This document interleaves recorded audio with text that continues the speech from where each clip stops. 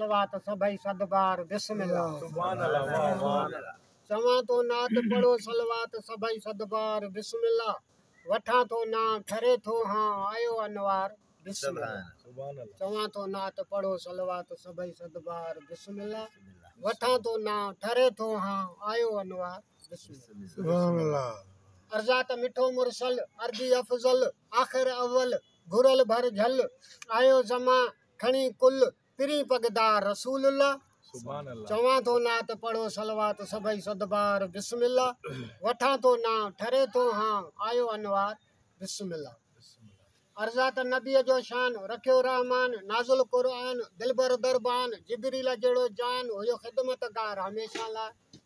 चवां तो नात पढ़ो सलवात सभई सदबार बिस्मिल्लाह।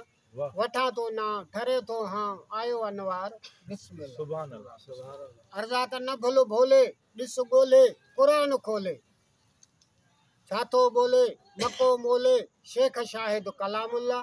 वाह वाह। चवां तो नात पढ़ो सलवात सभई सदबार बिस्मिल्लाह।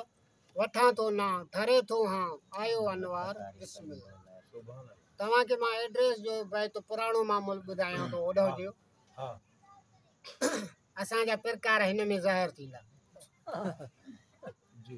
अर्जात अदा अॻियां कयां एड्रेस तो इज़हार अदा अॻियां कयां एड्रेस तो इज़हार ज़िलो जेकमबाद तालको कंधकोट पोस्ट करमपुर कुर्बदार ज़ात शेख इस्म फता आहियां ग़रीब जो ॿार खणी फ्रूट फ़क़ीर मूं कंदो आहियां रेड़ी ते रोज़गार इन्ही गाॾे मथां गंज मूंखे ॾींदो आहे ॾातार किरोड़े कुर्ब करीम जा जो थो पाले पालणहार बाक़ी सुगड़ साल खनि सां मुंहिंजो पको आहे प्यार वेही जन सां विरूह कयां जेको अची वेंदो विंझार छो त बिना प्यार पंतनि जे बंदो आहे बेकार वाह वाह। न पूरा चवां पहाका न सिधो चवां सींगर वाह। न सुघड़ न शाइर न सम्झां सुरतार इहे भाल भगन जा जंहिंखे सुघड़नि मंझि शुमार आहिनि इनायतूं उस्ताद जूं थिस पिरनि पासे पेनार आहे क़दीमी घर करमपुर में शहर शेर मोहम्मद ख़ान सरदार आहे अलम मशहूर स्टान ठुल वारो